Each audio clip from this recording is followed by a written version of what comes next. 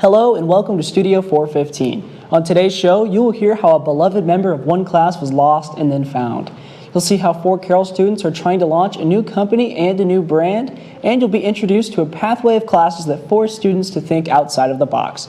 All of that and more coming up next.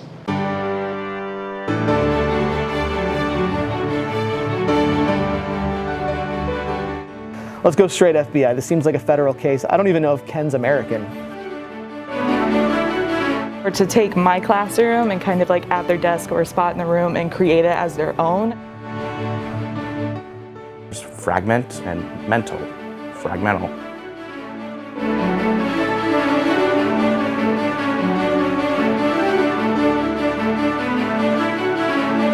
Welcome to Studio 415. I'm Evan Bushman. Ken Burns, chemist, potential intelligence agent, and beloved icon, has returned to Carroll High School after having been missing for 3 weeks. Studio 415 reporter Stella Brewer-Vartanian looked into the case of the missing elf. Named after the historical documentary filmmaker of the same namesake, Burns appeared in Mr. Chapman's classroom sometime around the second week of school and quickly became a mascot of sorts for Mr. Chapman's students, especially his AP Chem class. Oh no, Ken is an interesting guy. He kind of moves around the room from time to time. He's taken several different positions, and he doesn't really distract. I mean, every once in a while for a couple of seconds, but a small distraction, an amusing distraction. However, on September 10th, Mr. Chapman went camping over the weekend to celebrate his wife's birthday, but while he was away, Ken Burns disappeared from the classroom without a trace, shocking students and Mr. Chapman. I got a message from my students on my email that he was missing, and I thought they were messing with me. Like, I thought it was some kind of game that was going on. So when I got back, I was like, oh my gosh, he really went missing? And it just kind of played out from there. Around 30 missing posters were made and hung around Mr. Chapman's classroom by distraught students, listing 2 phone numbers to contact and asking that Burns be returned. On October 1st, a letter hanging from a red ribbon appeared in Mr. Chapman's office. The letter, allegedly from Burns, reads, "I am writing from the Caribbean to let you all know I am having fun and will be home soon. There are many lies being told right now, so I am currently employing my friend, Jack Frost LLM, to act as my attorney." Ken Burns returned to the classroom on October 4th during a lunch. However, his reception was not warm. Students claimed that Burns was an imposter, claiming, for instance, that his eyes were too shiny to be the original elf. Ken Burns was then allegedly attacked by another elf named Ben Kearns. Kearns was arrested for his assault on Burns and currently is awaiting his trial. After a brief trip to the ICU, Burns currently resides in Mr. Chapman's classroom, much to the relief of his students. With Studio 415, I'm Stella Brewer-Vartanian. All students at Carroll have unique interests and hobbies that fit them. One group of seniors have taken their hobbies and turned them into a business. Studio 415 reporter Kyle Gageline spoke with the group to find their vision for their brand and their goals for charity. Carroll High School is full of many individuals who find many unique outlets for their creative ideas. One such group of students found an outlet through the creation of their own business, Fragmental. Fragmental is a new small business that strives not only to create comfortable merchandise, but also to make a difference in the community. With this, Fragmental focuses their efforts into making high-quality clothing designs. These designs are original to Fragmental and all produced by lead designer David Burdan. Working out of his bedroom, David usually finds a challenge in finding inspiration for his efforts. Sometimes designs just come to me, and then I can get one out, like a rough draft of a design in like a day, and then sometimes I'm working on the same design or just perfecting one for, a couple of days or weeks. It really just depends on, how inspired I am, like how I'm visioning something, and if that comes to me, then I just put it to life. Burdan produced most of the designs through Adobe programs, such as Illustrator and Photoshop. But before it even hits the program, Burdan drafts many of the designs himself, but he isn't always alone. Concept artist Jagger Boggs helps to draft the concepts used in the clothing. Once the creative process of the design is complete, printing and merchandising is then handed off to the head of merchandise, Caleb Noble. According to Noble, finding the right outlet for t-shirt production can be a difficult process. So just due to the market, it's kind of hard to get the materials to do it yourself right now.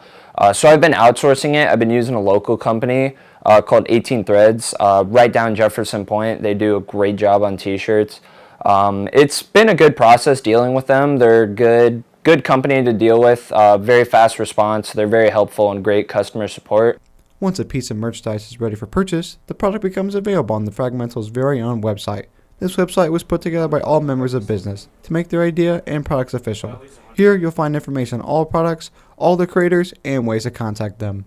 Finally, as an overseer and CEO or chief executive officer of it all, Tojo Tran puts forward the effort to create the business of his dreams. As the creator of Fragmental, Tran is passionate about creating products that make a difference in his community. To do this, he and his partners vowed to put 10% of their profits on merchandise towards charities of mental health, domestic violence, and suicide prevention. This way, Tran's dream is able to be dedicated to more people than just him. As Tran continues to push forward, he advocates for the importance of individual effort. Know the difference between an idea and a plan, because you can't accomplish an idea without a plan. You can't do things with intent of doing them if you don't have intent to do them. Meaning, you fully have intent to do something if you have a plan. But if it's just an idea and you yearn to do it, you'll never get it, because that's just you following an idealism that you can't achieve because you haven't put no effort other than the thought of it. If you'd like to support these guys, head to fragmental.shop. If you need any more information, contact David Burdan, Tojo Tran, Jagger Boggs, or Caleb Noble. For Studio 415, I'm Kyle Gagline. Final exams are on the horizon and approaching fast. Teachers will want to see how much information their students know from the past semester. Studio 415 reporter Alan Sizemore has his own exam, and he spent some time in the comments to see how much common knowledge students actually have.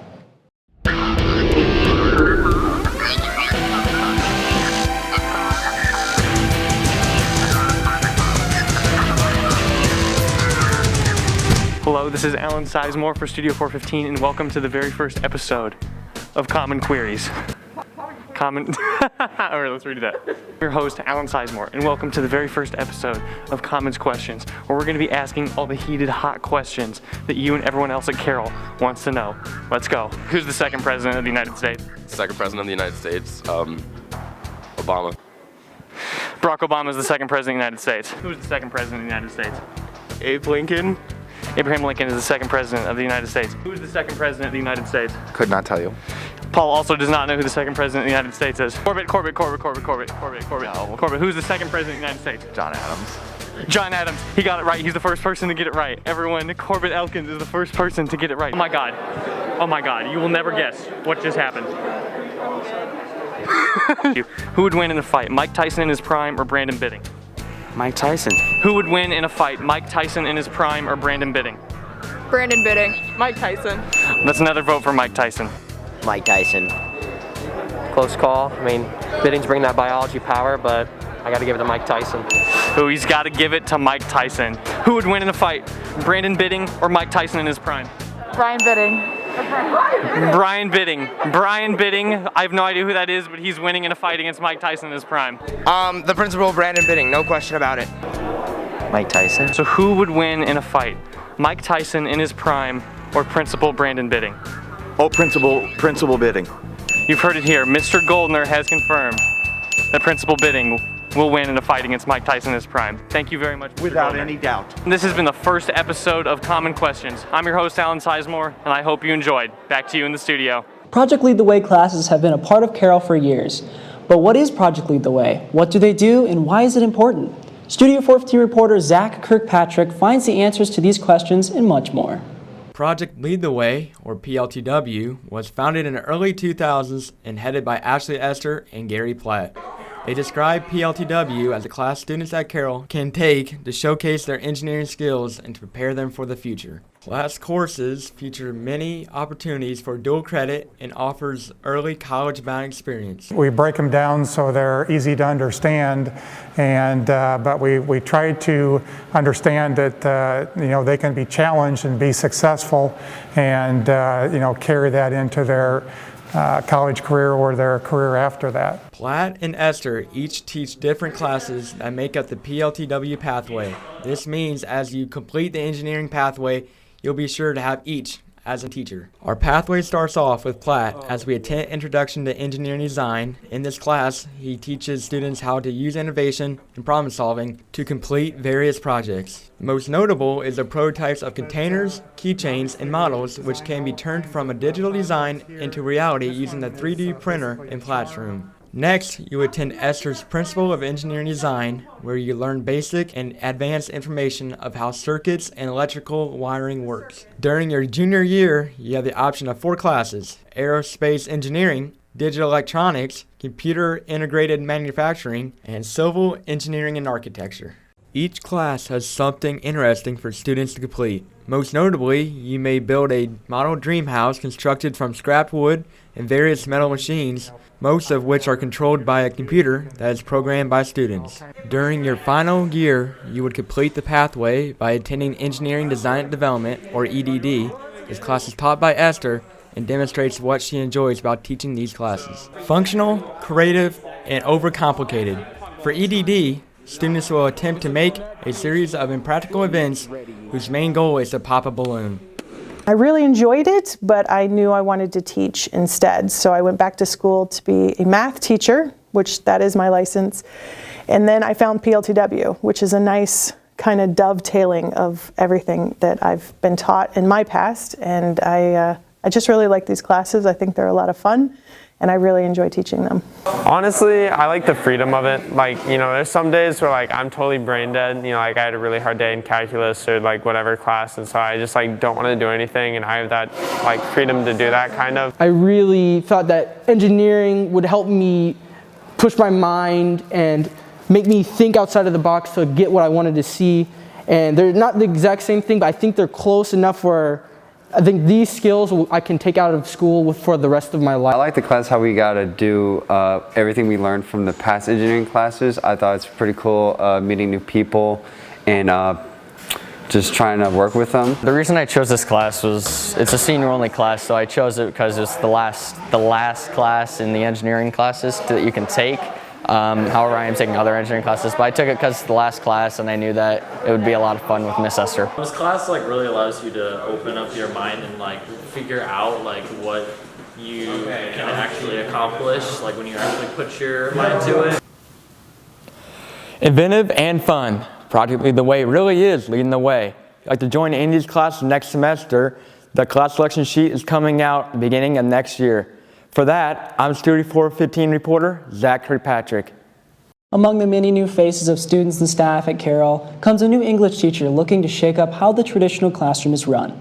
Studio 415 reporter Theo Conler comes to you with the story. There are many challenges that come with being a new teacher, with a prevalent one being how to bring a unique take to teaching. This is what 9th and 10th grade English teacher Madeline Cripe set out to do, looking for ways to personalize the curriculum to make sure everyone has the best environment possible for learning. And I allow students, as long as we're being productive and working, to move around the room and kind of get their own space done, or to take my classroom and kind of like at their desk or a spot in the room and create it as their own, as long as they're being productive and like getting their reading done. However, an advantage to being a young teacher at the age of only 23, Cripe has the ability to relate more to the current high school experience, which allows her to make more educated strides toward an inclusive curriculum, as stated by sophomores Michaela Stafford and Jackson Miller. She just helps out a lot more because she understands how we feel as Gen Z, I guess. She has cool lessons that are on paper but aren't note-taking and are more like interpretations and stuff like that, which is cool. In spite of how difficult it is to provide the proper resources for each individual student, Cripe believes it is the best course of action to take. This also extends to students who don't like being in English class. But, as sophomore Spencer Latchberg affirms, it seems all of Cripe's effort is not in vain. This year, you know, I'm doing a lot better than I have in previous years. And I don't feel like I'm being stressed to read, you know. I don't feel like I'm being stressed to write essays, you know. I feel much more comfortable. If you happen to see Miss Cripe in the hallways during school, give her a warm welcome and feel free to stop by her room 238 for any of your English needs. For Studio 415, I'm Theo Conler. And that's all we have for today. Thanks for watching. If there's a story you would like us to cover, please let us know. For all of us here at Studio 415, have a great week, Carroll. Sunny days and friendly smiles walk the halls with me. Studio